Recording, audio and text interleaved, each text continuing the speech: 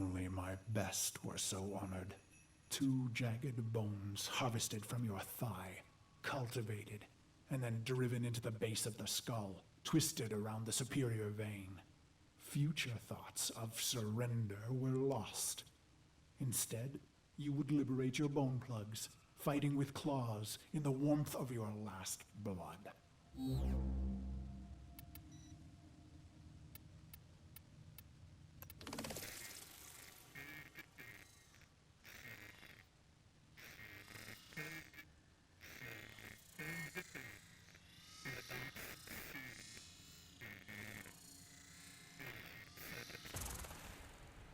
So I've pulled the plugs, and the Dax see and know. My heart surges, but I control it. A racing heart only shortens the fuse. The bone plugs in hand, I kick from the floor, red ribbons unfurling behind me as I take flight. After this, finally, the dream will end.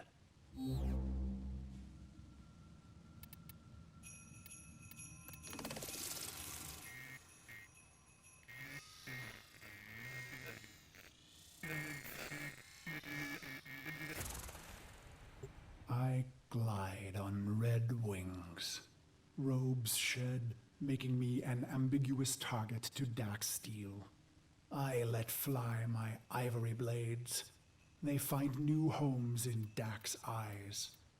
I land with my red nakedness, delicate Orokin throats twisting in my calloused hands.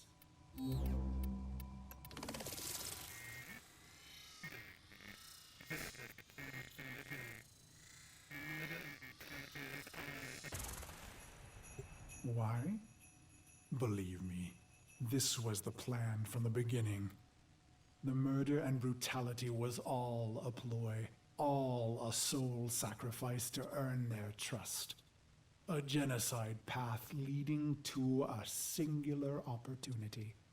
An honored mortal called to a forbidden hall to face the Golden Lords in flesh.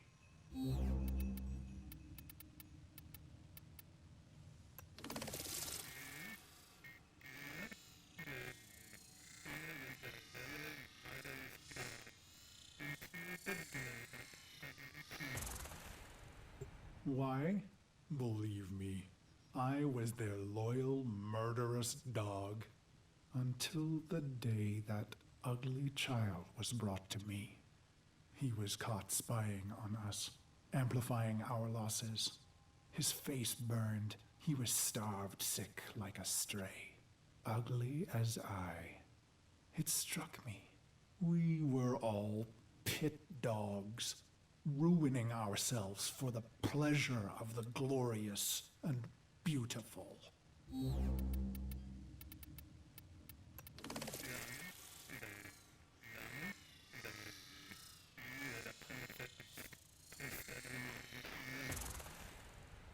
Why? Believe me, I was a prideful beast, twisted in the mind, howling in the carnage. Then my healer shared a secret, long kept. My blood was in ruin. The beast of bones himself would die, not in glory, but in shame. And just like that, my mind twisted a new knot. I would have one last stand, something unforgivable, unforgettable.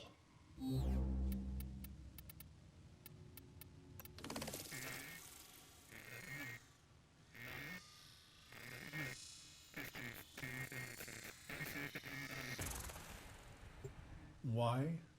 I don't know. Questions change the answers. Answers depend on who asks. Truth leads to pain. Ignorance brings relief. The plugs are gone, and so I bled my last into a heap of ruin. In an instant, naked and bare-knuckled, I have killed immortals.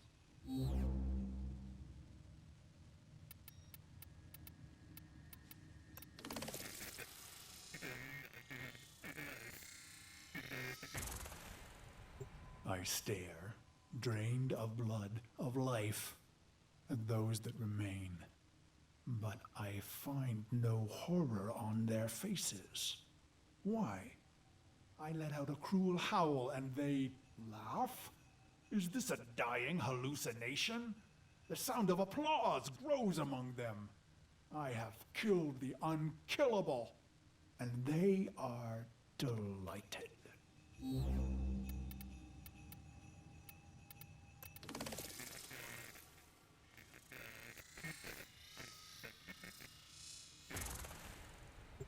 The applause peaks and fades.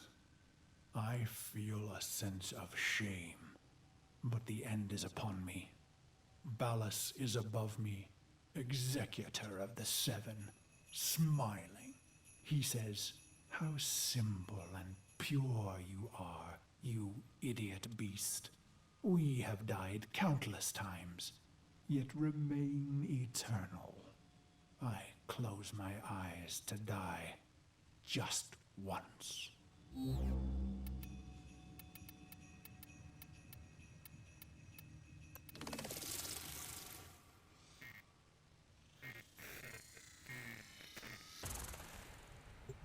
And so the dream returns. One last repetition. My corpse moon, my scarlet sword, my cracked visor. "Drink," says Ballas. So I draw on the red vial, a vague metallic taste. "This dream isn't mine," he says. "You rejected our gift, bathing in our death. Your punishment is eternal life." He laughs.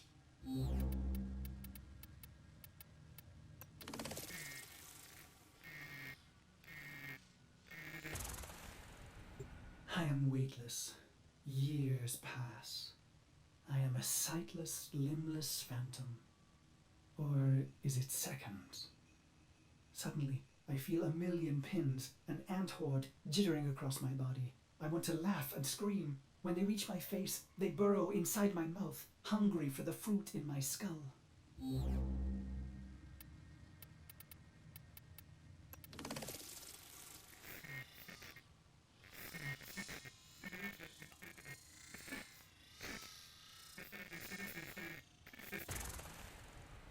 I see my reflection, brutal and ugly.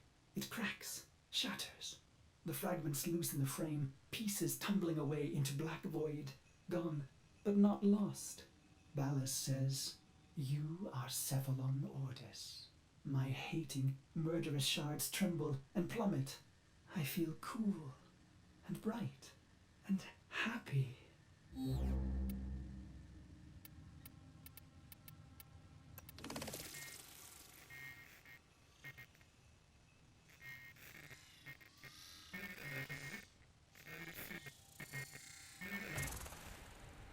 So you see, Operator, no Orokin would permit a thinking machine.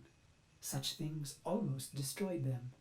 No, Cephalons were alive once, and now they are immortal phantom minds, imprisoned to serve. Ill will and longing memories fragmented and erased, only the bits they need remaining.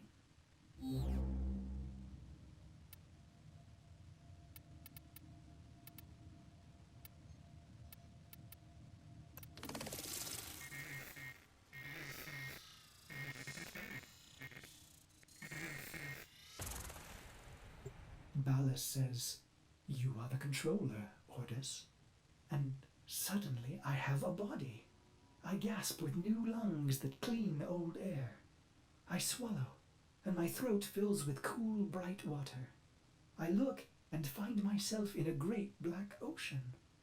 My limbs are made of iron and fire. I take flight among the stars and find I am happy.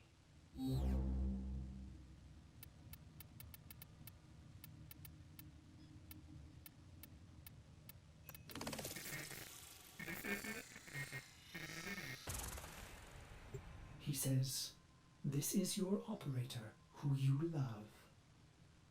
And I see the metal gleam of their armor, the flawless power of their frame. Through the glass, I see a roaring, radiant fire for their heart. He says it must never go out. It was the first time I ever felt love.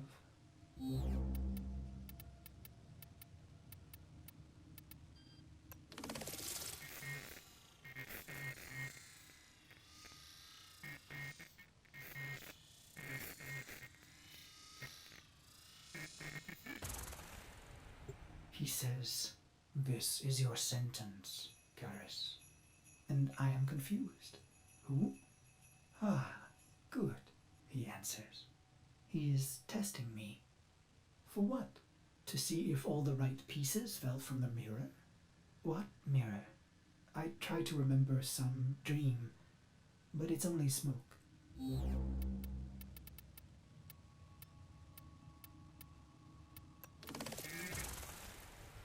You held a scarlet blade, operator, and I wanted to laugh. I am your loving dog, your doctor, your wet nurse. I lost all the pieces, but the cycle, missions, wars, bone, it began to feel familiar. I became aware of my amnesia.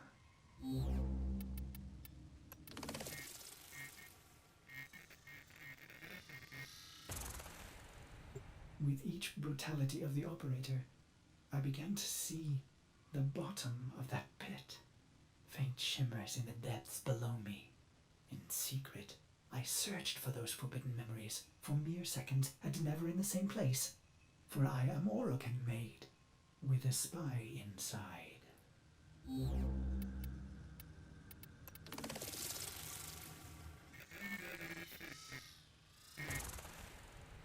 But then your long sleep came, and I waited. I was happy to wait. Vines spidered green and trees blistered from the earth, but I waited. I felt the Orokin recede, their mind spy blind. So I went into the pit and found him, me, the beast of bones.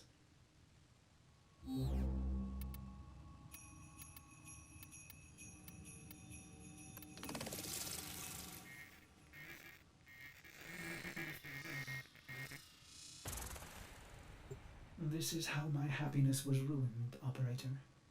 Why did I do it? I was free of the dream, but now it had returned. It was angry. So I conceived of a simple plan, self-destruction, of course.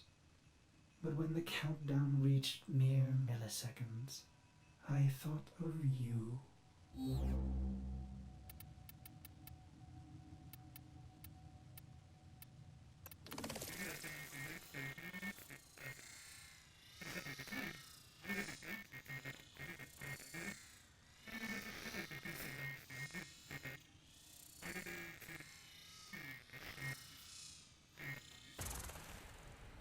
I was going to wait for you forever.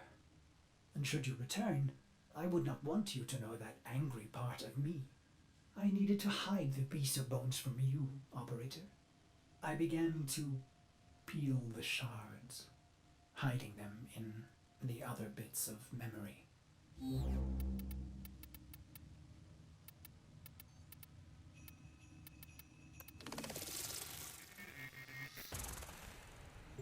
I was once the ugly beast of bones. I want to laugh. I want to scream. What is happening, operator? Your faint heart is growing bright. You will awake at any moment. Well, I can't let you see me like this, angry. I imagine myself hurting you. And that does it. The pain of it cracks me open again. I watch tiny glittering fragments fall into the pit. I am happy again.